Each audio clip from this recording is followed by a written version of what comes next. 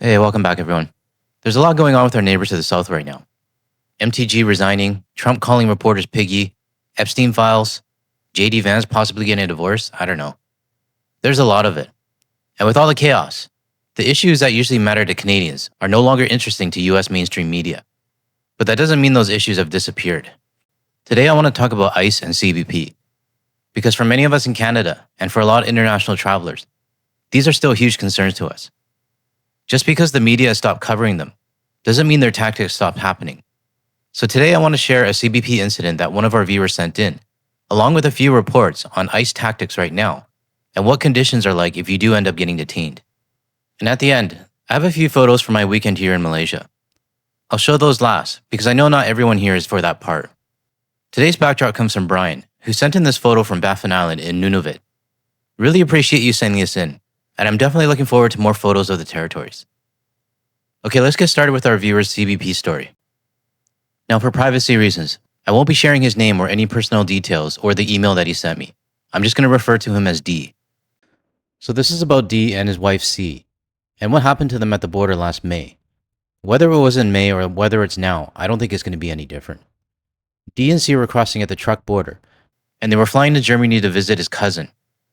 And it was much cheaper to fly out of SeaTac. I've done this in the past before. You fly out of Bellingham or even SeaTac to get a cheaper flight. Their flight was at 4:30 in the afternoon. They got to the border with plenty of time. Now remember this part. They're both white, in their 60s, they have a Nexus card, and they've never been in trouble anywhere. The CBP officer asked where they were going. D explained the Germany trip, and the officer replied, "Well, we'll see about that." Then he sent them inside for secondary. Their phones were taken and they were forced to sit on opposite sides of the room. After about 90 minutes, D went up to the counter and politely explained that they had a flight to catch. He asked if there was anything they could do to speed things up. The officer told him, "Shut the fuck up and sit down." Then added, "If you come up again, you're going to be banned from the US. No mentions of his wife C, just him. After 2.5 hours, they were finally called up separately, interviewed, interrogated. After 4.5 hours total, they were given back their phones and told they could leave. As they walked out, the officer smiled and said, "Good luck making your flight." Of course, they missed their flight. They ended up spending the night in Seattle. D was furious and C was in tears. At 3 in the morning, D suddenly sat up and remembered he forgot to call his cousin who had already gone to the airport in Germany to pick them up.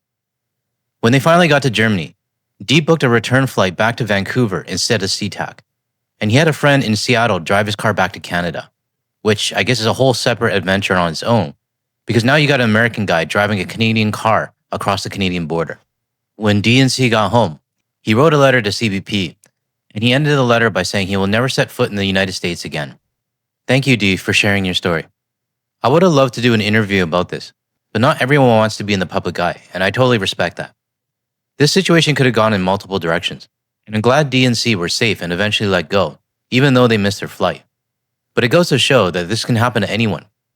A similar situation happened to my friends back in May, at pre-clearance in YVR, when they did a vacation that they couldn't cancel. They barely made the flight, but they weren't told to shut the fuck up. But they did say that unnecessary attitude was definitely there. And these situations could have gone further. Anyone could have been detained, held for longer, or even sent to another detention center outside of Washington State, just like what happened to this New Zealand woman a few months ago. Now I understand, 9 out of 10 travelers, they might be fine. But like I've said in my previous videos, I don't want to be that one guy. And I don't even want to be part of the 9 out of 10 who still get through but have to deal with the attitude. If you have any border incidents that happened to you and you'd like to share your story, send me an email. I'd love to hear it and help you get your story out if you're open to doing an interview. Now, staying on that topic of detainment, it's still happening in the United States. We're just not hearing about it much. And it looks like ICE is cherry-picking immigrants during their interviews. Now, before I start, I've actually been speaking with someone who was detained by ICE for months, and he was recently deported back to his place of birth. He left the country when he was a kid, like under 10 years old, and spent most of his life growing up in the United States and contributing to that country. And now he's been deported back, while his entire family is still in the United States. I'm going to help him share his story, and you can look forward to that interview most likely coming out in mid-December. Okay, let's get started on this report. Well, immigration attorneys I spoke with are calling attention to reports that immigrants are being detained during the interview process. These are one of the final steps before potentially gaining legal status. Meanwhile, ICE is saying that it's just enforcing federal immigration laws. Last Wednesday, attorney Tessa Cabrera accompanied her client to a green card interview. Cabrera says her client first came to the U.S. around 2002 and presented himself to an immigration officer while helping his U.S. citizen mother across the border in a wheelchair, and says the officer let him through. Years later, after his U.S. citizen daughter turned 21, he applied for lawful permanent residence. The interview started normally with an officer reviewing his application. Once the client signed acknowledging that he was submitting his application, then ICE walked in. And it was pretty shocking. The two ICE officers walked in, directly looked at him, asked him his name. He confirmed his name. They ordered him to stand up and then put him in handcuffs. I can't imagine what these immigrants are going through. They spend so much time and effort to get to that point where they're finally having their immigration interviews, and then they get detained. It's like shooting fish in a barrel. But it shows something important. It doesn't matter if you're already living in the country, or if you're trying to enter through the land border or even by plane. The pack of wolves is still roaming around the country, even though the US media would rather cover the Epstein files or Trump's piggy story, instead of what's actually happening to real people. Cabrera asked why her client was being detained. The officers handed her a warrant. The box that's checked on the warrant says that essentially that information that was given to an immigration officer establishes that he is in some sort of violation of the immigration law. Her client is now at the Otay Mesa Detention Center and has a bond hearing scheduled for Friday. Cabrera confirmed that her client has never been arrested or convicted of a crime in the U.S. or Mexico. An ICE spokesperson said in a statement in part, individuals unlawfully present in the United States, including those at a status at federal sites such as USCIS offices, may face arrest, detention, and removal in accordance with U.S. immigration law. The interview process, especially for green cards, now requires more preparation and awareness of potential risks. We've seen recently. Immigration attorney Adam Peña hasn't had any clients detained, but he has heard of other cases. He still urges people to show up for their interviews. It is advised that you still attend those meetings, those hearings. If you do not attend them, then the last thing you want is to make yourself deportable. I know exactly what would make me less deportable. Just don't go. If you agree with me on that, let me know in the comments below.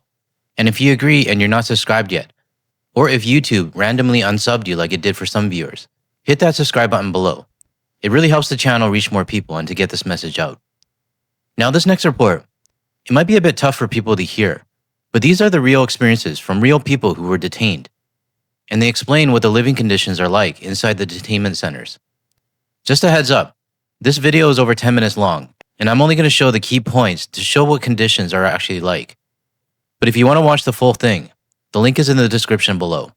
I also know that with my interview next month with the person who was detained, I'll be able to share more details about what actually goes on inside these detainment centers. So if you're interested in hearing that interview, let me know in the comments below. And every single time I asked a question, it was, I'm not your case officer. I don't know. I'm just doing my job. I said, listen, I know every one of you will say, I left my kids at home with no one to take care of them. I don't care. You will say that you haven't eaten anything all day long. I don't care. You say that you're terrified, you are here unjustly. I don't care. I don't care. This is exactly the kind of response I've come to expect from ICE and CBP. Sometimes I just have to step back and wonder, what makes people who say things like this the way they are? Zero empathy, zero humility, nothing you expect from a decent human being. I really don't understand it. I know power tripping is a big part of it. And the issue is that we have people in these positions who love to power trip. But when you dig deeper, it just feels like this behavior is just baked into the US society these days. Super cold. Freezing. They nickname them the ice boxes. I don't think it's more than 30 degrees. We're huddled, trying to stay warm, wrapped in these aluminum foils looking like dead bodies. There's no window that you can look outside. I never was able to breathe fresh air. Fluorescent lights are shining 24/7. I couldn't sleep.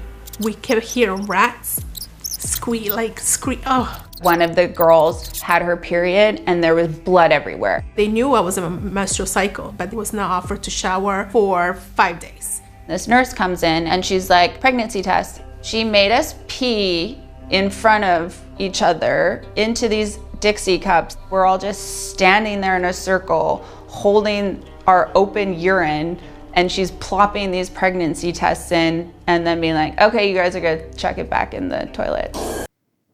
I'm actually curious if real jails in the US are just as bad as this, or is this even worse?